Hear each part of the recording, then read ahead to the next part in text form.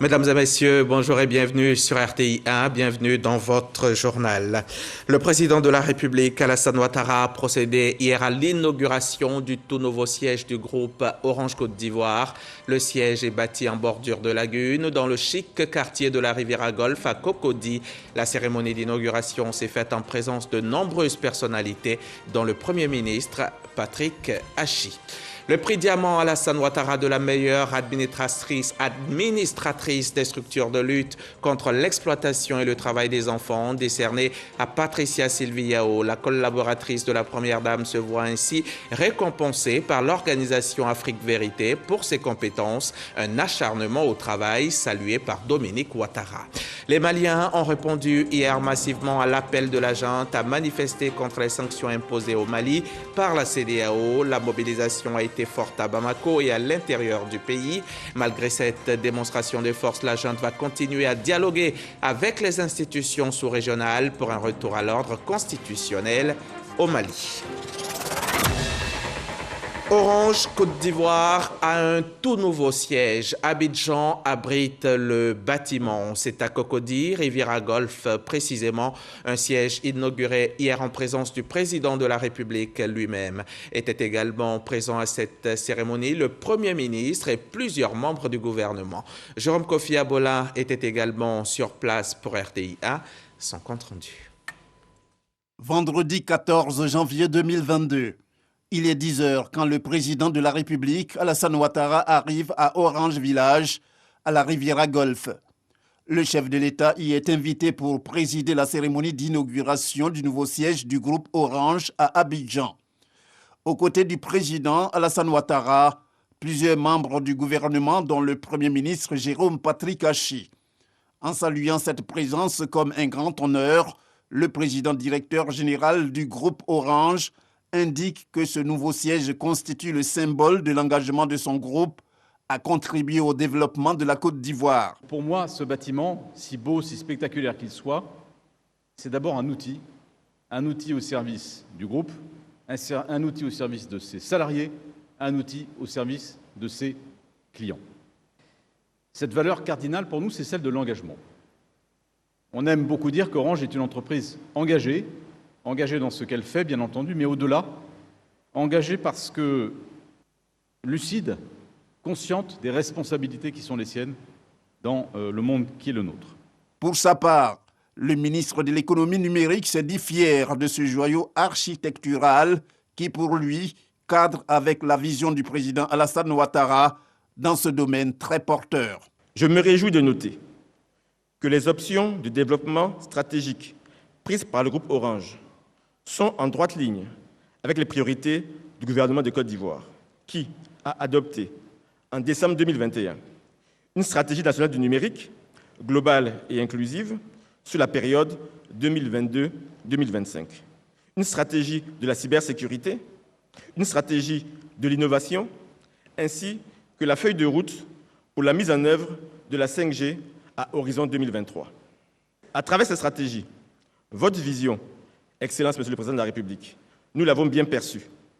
C'est de créer un environnement visant à encourager les investissements dans le secteur des technologies de l'information et de la communication. Autre temps fort, la coupure symbolique du ruban et le dévoilement de la plaque inaugurale. Il s'en est suivi une visite guidée qui a permis au président de la République de découvrir entièrement le siège.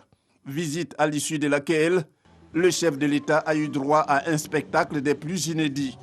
Tout cela sans oublier la distinction de plusieurs responsables du groupe Orange. Outre le président directeur général Stéphane Richard, qui a été fait commandeur de l'Ordre national de Côte d'Ivoire, les autres ont été distingués respectivement officiers de l'Ordre national de Côte d'Ivoire et commandeur de l'Ordre du mérite ivoirien. Et juste après cette cérémonie d'inauguration du tout nouveau siège d'Orange Côte d'Ivoire, le chef de l'État a accordé une audience à Stéphane Richard, le président directeur général du groupe. Jérôme Kofi Abola nous conduit maintenant à la résidence du président de la République où s'est tenue la rencontre. Stéphane Richard, reçu par le président de la République, Alassane Ouattara, peu après l'inauguration du nouveau siège du groupe Orange à Abidjan. La rencontre entre le président directeur général du groupe Orange et le chef de l'État ivoirien s'est déroulée au domicile du président Alassane Ouattara, sis à la Riviera Golfe. Les échanges ont notamment porté sur le groupe et son engagement à contribuer au développement de la Côte d'Ivoire. Nous avons évoqué à la fois les dossiers du secteur, notamment l'amélioration de la couverture du pays, sur les réseaux mobiles, sur le déploiement de la fibre. On a parlé plus généralement des moyens, des idées, des priorités en ce qui concerne la digitalisation du pays et la façon dont la technologie peut aussi apporter des solutions pour l'emploi, et notamment pour l'emploi des jeunes. On a parlé des questions de sécurité aussi dans la zone, puisque vous savez, nous sommes présents dans beaucoup d'autres pays de la sous-région, et donc j'étais intéressé d'entendre l'analyse du président Ouattara sur ce qui se passe aujourd'hui dans la sous-région. On a parlé des projets aussi du pays qui nous concernent. Voilà, donc c'était une discussion, je dirais, à caractère un peu général, mais j'ai eu l'occasion de redire au président de la République qu'Orange était très engagé dans ce pays, souhaitait participer à tous les projets importants du pays en apportant ses compétences, ses investissements, ses technologies, qu'on était un partenaire de long terme. Pour Stéphane Richard, vu que sa fonction à la tête du groupe Orange s'achève dans les prochains jours, il est tout à fait opportun qu'il vienne faire ses adieux au président de la République et lui dire merci pour sa disponibilité durant son mandat. Et voilà pour le chapitre inauguration du siège du groupe Orange Côte d'Ivoire. Pendant que se faisait cette inauguration, Patricia Sylvie Yao recevait, elle, le prix Diamant Alassane Ouattara de la meilleure administratrice des structures de lutte contre l'exploitation et le travail des enfants. Un prix qui lui a été décerné par l'organisation Afrique Vérité. C'était en présence de la Première Dame, dont elle est collaboratrice, et Dominique Ouattara, qui est par ailleurs présidente du Comité national de surveillance. Serge Collier. Elle est la directrice de cabinet de la Première Dame de Côte d'Ivoire depuis 2011, secrétaire exécutive du Comité national de surveillance des actions de lutte contre la traite, l'exploitation et le travail des enfants. Patricia Sylvie Yao est une des pièces maîtresses du dispositif de Dominique Ouattara. Elle veille notamment à la coordination des actions, au suivi et à l'évaluation de la politique du CNS. Son professionnalisme et ses qualités de manager aguerri sont reconnus par la structure Afrique Vérité, spécialisée dans la promotion de l'excellence et de la bonne gouvernance.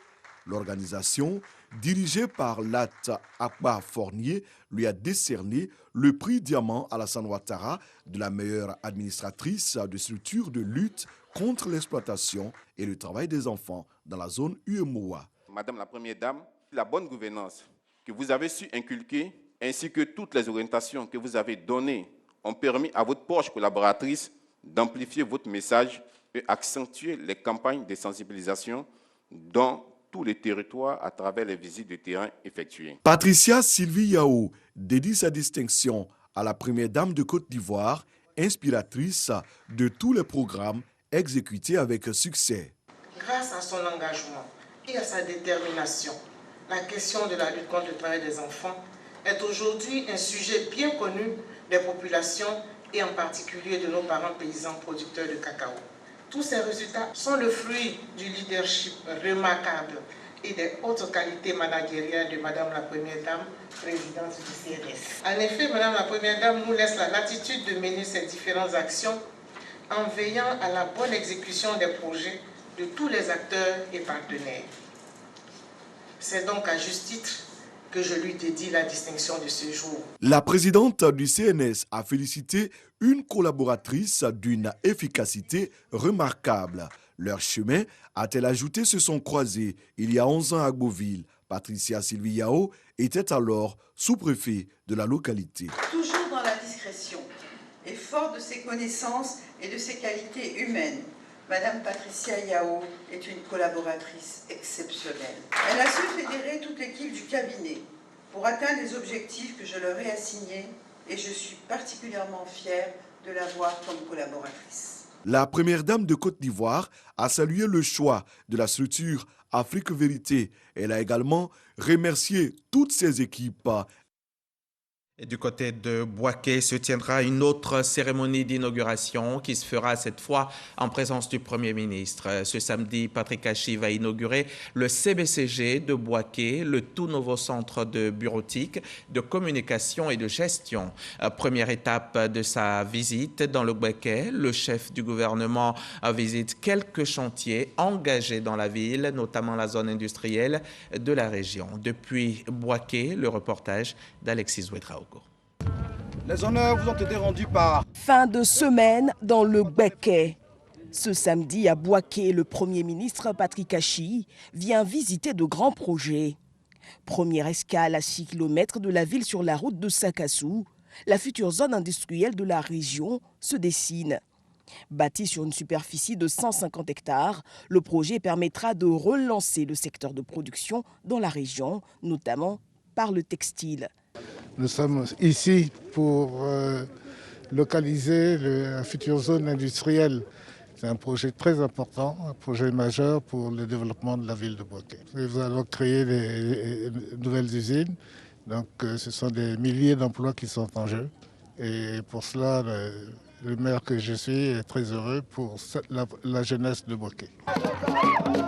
Cap sur la piscine municipale, l'infrastructure phare des beaux jours de la ville est engagée dans un processus de rénovation qui avance bien. Je suis arrivé ici en 1978, au moment où Bouaké était Bouaké. C'était la référence et la piscine était une des plus grandes références. La piscine va être rénovée. C'est avec le grand enchantement de toute la population. Moi, personnellement, ça me fait énormément plaisir. Autre bonne nouvelle pour la ville, l'inauguration à la mi-journée du tout nouveau centre de bureautique de communication et de gestion de Bouaké.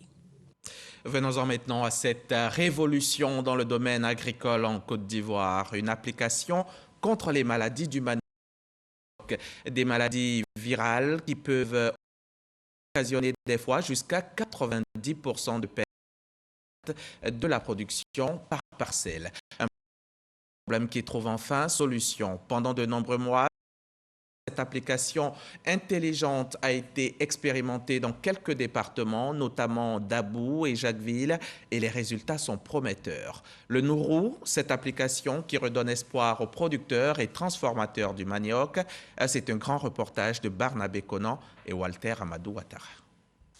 Armébé, village à Djoukrou, situé à quelques encablures de la ville de Dabou, région des Grands Ponts. Thérèse Adjo, productrice de sémoules de manioc, appelée communément Attiéké, se rend tous les matins dans le champ familial. Souvent aidée par son beau-fils, Antonio Marus, elle procède à la récolte du précieux tubercule. La moisson semble maigre, malgré les efforts consentis. Du labour à l'entretien du champ, en passant par le piquetage des boutures, c'est au moins 12 mois de temps mis. Mais qu'est-ce qui peut expliquer ce déficit de production? Les manioc, quand on plante, il y a les feuilles qui finissent dedans. Et ces gens de manioc-là, quand on les tire, il n'y a pas trop de... Les maladies virales du manioc peuvent occasionner 40 à 90% de perte de rendement pour une parcelle de manioc. Les transformatrices du tubercule en Attiéké témoignent. Quand le manioc est bon, il n'y a pas de taches au milieu. Par contre, il peut y avoir des plaies dans ce qui n'est pas sain. Ça nous fait perdre. Parce qu'il faut enlever ce qui n'est pas bon, les taches et les plaies. Aujourd'hui, notre souhait est qu'on arrive à éradiquer cette maladie de manioc-là. Selon le Fonds compétitif pour l'innovation agricole durable, FCIAD, le manioc est un aliment de base pour près de 800 millions de personnes dans le monde, dont 500 millions d'Africains. Pourtant, avec 6,2 tonnes à l'hectare, l'Afrique produit moins de tonnes à l'hectare de cette spéculation agricole que l'Asie, qui a un rendement de 21,5 tonnes à l'hectare. La situation interpelle les chercheurs ivoiriens. Une application intelligente pour le diagnostic et la surveillance participative des maladies du manioc en Côte d'Ivoire a vu le jour. Nous allons taper sur le menu manioc ici. Et l'application va entrer dans un dialogue vocal avec l'utilisateur. Salut, je suis Nourou. Je vais vous aider à examiner votre plan de manioc. S'il vous plaît, appuyez le bouton procéder en bleu pour analyser l'état sanitaire de vos plants de manioc ou appuyez le bouton jaune pour prospecter votre champ. L'application va me faire la synthèse de l'état sanitaire de cette plante. S'il vous plaît, montrez-moi la troisième feuille qui n'a pas l'air saine à partir du bas de la plante. Appuyez sur démarrer lorsque l'image de la feuille est mise au point. Prenez une photo de votre champ s'il vous plaît. Après avoir examiné 6 feuilles, je pense que votre plante est infectée par la maladie de la mosaïque du manioc CMD. Lorsque vous avez une telle conclusion qui vous dit que votre champ est infecté par la maladie de la mosaïque virale, on vous demande simplement de laisser ces pieds de manioc arriver à leur terme, faire la récolte, et puis ces pieds qui sont infectés par la maladie de la mosaïque virale, de ne plus utiliser les boutures qui vont le lever de ces pieds-là pour faire un nouveau champ. Il vous faudra utiliser des boutures d'une plante saine pour pouvoir mettre en place votre nouveau champ. Et ces boutures déjà infectées, on vous demande d'aller faire l'incinération. Le projet dénommé WAVE, une plateforme scientifique et technique dont l'objectif est d'augmenter la production alimentaire en Afrique, du centre et de l'ouest de manière durable, en développant des méthodes de contrôle et de gestion efficaces des maladies des plantes. Il prévient aussi l'incursion de maladies exotiques de plantes dans de nouvelles zones. L'application fonctionne correctement selon les producteurs de manioc. Si on avait su tôt que ces maladies pouvaient être diagnostiquées et éradiquées, la production du manioc serait très bonne et très avantageuse pour les populations. Et nous espérons qu'avec cette application, nous allons à l'avenir avoir de bonnes productions. J'ai utilisé l'application moi-même dans mon champ, ça marche très bien. Après une phase d'expérimentation du projet de lutte contre la maladie de la mosaïque africaine de manioc dans les départements de Dabou, Jacquesville, Yamoussoukro et Bouaké, la restitution des résultats est faite à Dabou. Le projet Nourou, qui est un projet FCIAD, ça tourne autour de 95 millions. Le projet a commencé depuis janvier 2020. Aujourd'hui, nous avons une application qui est, disons, à 95% fiable, que les paysans peuvent utiliser en plantation pour détecter la maladie. Avec la plateforme, on se rend compte qu'aujourd'hui, nous avons formé 619 à la première formation. Après, 3 mois après, nous avons renforcé la capacité de 331 personnes encore. Aujourd'hui, quand nous allons sur la plateforme, nous voyons qu'il y a 1200 personnes qui utilisent l'application. Vous pouvez voir ça sur la plateforme qu'on appelle Plant Village. Ce projet a permis la formation et la diffusion de l'utilisation d'une application intelligente basée dans un téléphone portable de type smartphone pour une détection des maladies du manioc. Grâce à l'application Nourou, voici donc l'espoir qui renaît chez les paysans et les productrices d'Atiéké. Un document signé Barnabé Conan et Walter Amadou Ouattara. Et une application intelligente comme celle-là, on en rêve pour nous débarrasser du monstre Covid-19.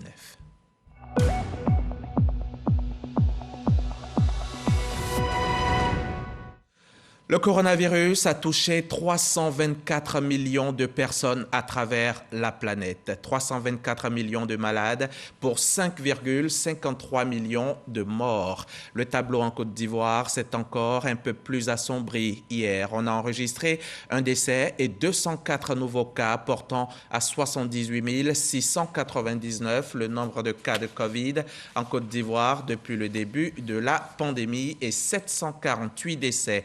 Appliquons les gestes barrières et faisons-nous vacciner. En nous protégeant, on protège aussi les autres. Le texte de loi sur l'instauration d'un pass vaccinal en France a été voté par l'Assemblée nationale dans la nuit de vendredi à samedi en deuxième lecture avec plusieurs changements, notamment une exemption pour les enfants entre 12 et 16 ans. Le projet de loi doit passer par le Sénat avant une dernière validation par les députés. Dimanche, le groupe LR a voté majoritairement en faveur du projet de loi, mais partagé sur le texte. La gauche a largement voté contre, y compris le groupe socialiste. Les députés d'extrême droite se sont également opposés au texte. Je vous emmène maintenant à Bingerville où vient de se tenir la rentrée solennelle 2022 de la Jeune Chambre internationale, foi de Bingerville. Le ministre-gouverneur du district autonome de Denguélé en était le parrain. Gaoussou Touré a exhorté ses filleuls à cultiver la paix et la cohésion. Témoin de la cérémonie, Astou Touré d'Agnogo. Participer activement au développement de Bingerville, l'ancienne capitale historique ivoirienne, c'est l'engagement pris par la Jeune Chambre internationale de la localité à l'occasion de sa rentrée solennelle pour la mandature 2022.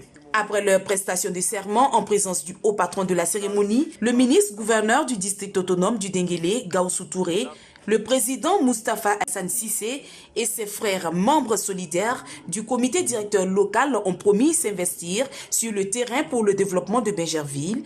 Les projets phares sont au nombre de 7, dont les plus importants sont la 9e édition de la campagne de sensibilisation contre les grossesses en milieu scolaire, la promotion des sites historiques, touristiques et culturels de Bingerville, qui est une opportunité pour les jeunes de pouvoir trouver une solution à l'employabilité. Le ministre-gouverneur du district autonome du Denguélé, Gaoussou Touré, salue l'esprit de fraternité, de partage et de travail qui anime la Jeune Chambre internationale foi Bingerville, aux côtés des autorités ivoiriennes pour le développement de la Côte d'Ivoire. Les engagements pris ici nous rassurent et nous montrent que c'est des jeunes gens qui veulent travailler. Et ceci est très important. Et c'est des jeunes gens aussi qui veulent avoir une expérience. Parce que souvent, les gens pensent que l'expérience des associations, c'est une perte de temps. Ce n'est pas une perte de temps. Le parrain du mandat 2022, DG de l'ANADER, a félicité ses filleuls pour leur détermination, tout en leur recommandant de mieux s'armer d'outils innovants pour relever les défis du moment. Je pense que tout jeune doit pouvoir gagner, à pouvoir adhérer à ces organisations pour pouvoir apprendre. Il s'agit d'apprendre. Il s'agit aussi d'être humble. On apprend l'humilité, on apprend à être humble, on apprend à servir. La Jeune Chambre internationale de Bingerville fête cette année ses 35 ans d'existence et compte dresser ses lauriers en promettant plus d'engagement pour impacter positivement le développement local de la vieille cité de Bingerville.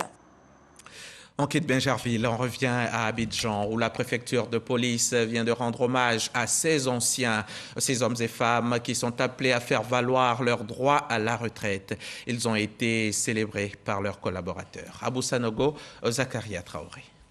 Ils auront passé pour les uns 22 ans et pour les autres 35 au service de la police nationale et de la Côte d'Ivoire. Ils auront consacré une bonne partie de leur vie à la protection des personnes et des biens.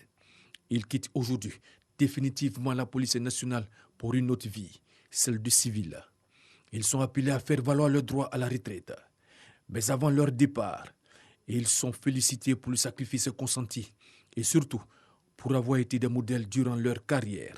Au regard de tout ce que vous avez fait pour la police nationale, ce que vous avez fait pour la République de Côte d'Ivoire, disons merci. Des présents ont été offerts aux fonctionnaires de police appelés à faire valoir le droit à la retraite. Nous sommes bénis de Dieu pour avoir eu l'honneur de servir notre pays, d'être en vie et en bonne santé. Invité d'honneur de cette cérémonie, le contrôleur général de police Joseph Yao Kwame, directeur général adjoint de la police nationale chargé de la sécurité publique, lui aussi admis à la retraite après 36 années de service. Il a exprimé sa gratitude au chef de l'État Alassane Ouattara et à sa hiérarchie. Je voudrais que vous traduisiez tous ces sentiments qui nous animent aujourd'hui à Monsieur le ministre de l'Intérieur et de la Sécurité, grâce à qui la police avance. Demandez-lui également de transmettre le sentiment honoré de nos récipiendaires à l'égard du chef de l'État, grâce à lui que tout est possible. Marraine de la cérémonie, la directrice générale du Fonds de prévoyance de la police nationale a appelé les retraités à profiter de la retraite. Suivi en cela par les conseils du représentant du directeur général de la police nationale. Si nous sommes là aujourd'hui, c'est parce que vous étiez naïfs. C'est cette valeur que vous avez créée qui nous permet aujourd'hui d'être ici. Et soyez fiers d'avoir été policiers. Plusieurs artistes ont apporté leur contribution à cette cérémonie de célébration des fonctionnaires de police appelés à faire valoir le droit à la retraite au titre de l'année 2021. On va maintenant s'intéresser à ce séminaire de formation organisé par Caritas Côte d'Ivoire à l'endroit des volontaires des Caritas diocésaines. Un renforcement de capacité pour les instruire sur les notions de la politique publique. Le compte-rendu de Marie-Ange Kouakou et Jean-Marc Djadji. Une quarantaine de membres de Caritas Côte d'Ivoire, issus de 15 diocèses du pays, participent à une session de formation sur les politiques publiques.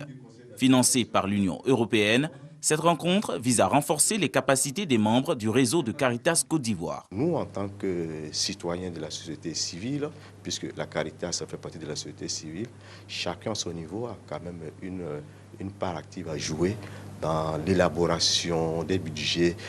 Renforcement de la participation plus professionnelle des membres du réseau Caritas dans l'amélioration des politiques publiques au bénéfice des populations les plus vulnérables en Côte d'Ivoire. Tel est le thème choisi au cours de cette séance de travail. L'importance ici d'associer la Caritas à l'élaboration d'une politique publique s'explique par le fait que d'abord c'est quelque chose d'intérêt général. C'est la politique publique, c'est la vision qui est déclinée dans un document mais qui porte sur l'intérêt général. Et vous conviendrez avec moi que la Caritas n'est pas hors de la société, elle fait partie de la société. Donc c'est pourquoi nous avons essayé de renforcer leurs capacités. Caritas Côte d'Ivoire est une institution de l'Église catholique qui exerce dans l'humanitaire et reconnue comme une association d'utilité publique par l'État ivoirien. Les fêtes de fin d'année sont en général une période propice au commerce, un moment où les commerçants font des chiffres et se frottent les mains, mais c'est une période qui ne dure pas, juste quelques jours, et après les fêtes, c'est les casse-têtes. La clientèle est de plus en plus introuvable. Pendant le mois de janvier, les commerçants tirent carrément le diable par la queue. Nous avons enquêté pour vous, quelques jours seulement après la Saint-Sylvestre. C'est un reportage de Marie-Ange Kouakou et elle a confié le commentaire à Dangui Dangui. Passé l'euphorie des fêtes de fin d'année et leur cortège de bonnes affaires, c'est la période de vaches maigres chez certains commerçants comme Camara, vendeur au marché de Kokovico dans la commune de Cocody-Angré. Les clients viennent un temps actuellement. C'est pas comment descendre. Comme ils viennent au bon nombre. Même son de cloche dans cette boutique, non loin de Massalo, la gérante réfléchit à des solutions alternatives pour évacuer le reste de son stock. On a fait beaucoup de commandes pendant la fête et la commande n'est pas vite arrivée. Bon, le moment où la commande est arrivée, on a écoulé beaucoup, mais il y a eu le reste. Après la fête, il n'y a plus de clients et nous allons stocker et pour faire sortir un peu. Les magasins et marchés que nous avons visités dans les différentes communes d'Abidjan, les commerçants souffrent du même mal, la baisse de leur chiffre d'affaires après les fêtes. Tout le monde cherche à être beau pendant et avant la fête. Maintenant, c'est le repos. Pendant la fête de décembre, les jeunes filles sont venues beaucoup, sont venues payer soutien, mais moi-même j'étais content. Mais après la fête, il n'y a rien, ils ne viennent pas. Donc, ça nous décourage, quoi. Janvier, si la fête, si ça arrive, ils n'ont qu'à venir payer. Non, nous aussi, on serait contents, on va s'occuper de notre enfant, avec nos familles. Qu'est-ce qu'on fait avec? Si on a eu l'argent de manger, on dit merci à Dieu. Après la fête, c'est la défaite, comme disent les Ivoiriens. Mais les commerçants espèrent que le mois de février sera favorable avec le 14 février, jour de la fête de la Saint-Valentin. Et les commerçants ne peuvent que prier pour que les moments aussi propices arrivent le plus rapidement possible. Qui bénéficiera du coup de pouce du mois? Ce concours, initié par la Fondation Janine Diagou, dans le but d'aider les acteurs du secteur informel à migrer vers le formel. Les lauréats bénéficient de financement et de formation. Le concours est à sa 2e édition et le lancement des activités vient de se faire en présence de notre reporter Espérance Djakale. Top départ pour le concours Coup de pouce du mois organisé par la Fondation Bénédicte Janine Kakoudiagou. Un concours destiné aux très petites entreprises innovantes et évoluant dans le secteur informel. Ces entreprises vont bénéficier d'une aide financière, d'un programme de formation et d'un suivi évolutif de leurs activités. On aura 2 personnes par mois sur les 12 mois, donc 12 villes. 48 personnes pourront bénéficier cette année du coup de pouce du mois. Financièrement, à hauteur de 250 000 francs CFA par entrepreneur et techniquement via des formations qu'on leur donne pour mieux gérer cet argent en fait qui va servir à booster leurs activités. Ce concours vise à mettre en lumière les activités de ces entreprises et les inciter à sortir du cadre informel grâce aux formations dont elles bénéficieront. La Fondation s'est rendue compte qu'il ne suffisait pas juste de donner de l'argent, mais qu'il fallait quand même un accompagnement en gestion d'entreprise pour que les entrepreneurs soient mieux outillés, a jugé bon de se donner les moyens et donc nous a contactés. Et c'est avec plaisir qu'on a rejoint l'aventure. Donc nous sommes heureux de contribuer à ce que ce projet-là soit un projet à succès. Pour les 3 premiers mois de l'année 2022, ce sont respectivement les villes de Mans, Abengourou et Jacquesville qui accueilleront le concours. Vous vous en êtes rendu compte, ce n'est pas la voix d'Espérance Djakale. Son reportage a été commenté par Dangui Dangui. En route pour la CAN Cameroun 2021. Hier à Bafoussam, le Sénégal et la Guinée se sont quittés sur un triste match nul pour le compte de la 2e journée, 0-0. En cas de victoire, une des 2 équipes aurait déjà pu se hisser en 8e de finale. Le duel entre le Malawi et Zimbabwe, 2 équipes qui n'ont jamais franchi le premier tour lors d'une phase finale, s'est soldé par une victoire des Malawites pour le compte de la 2e journée du groupe B, 2-1. Ismaël Wadi a ouvert le score pour le Zimbabwe à la 38e minute. Quelques minutes plus tard, Gabadinho Mango égalise pour le Malawi à la 43e minute. Puis, en seconde période, Gabadinho Mango marque un doublé d'un ballon piqué. On en vient maintenant au calendrier du jour. Ce samedi, vous aurez droit à 2 rencontres. Sous le coup de 16h, le Nigeria sera aux prises avec le Soudan et à 19h, la Guinée-Bissau se mesurera au Pharaon d'Égypte. Des rencontres à suivre sur RTI 1, la chaîne au cœur des grands événements. C'est demain que le Mali, lui, entre en jeu. Le pays de Modibo Keïta rencontrera la Gambie. En attendant, hier, les Maliens ont répondu massivement à l'appel de la junte à manifester contre les sanctions imposées au Mali par la CEDEAO. La mobilisation a été forte à Bamako et à l'intérieur du pays. Malgré cette démonstration de force, le dialogue n'est pas rompu. La junte va continuer à dialoguer avec les institutions sous-régionales et des pays de la sous-région pour un retour à l'ordre constitutionnel au Mali. Merci de nous avoir suivis et à demain. Demain, c'est 11h30.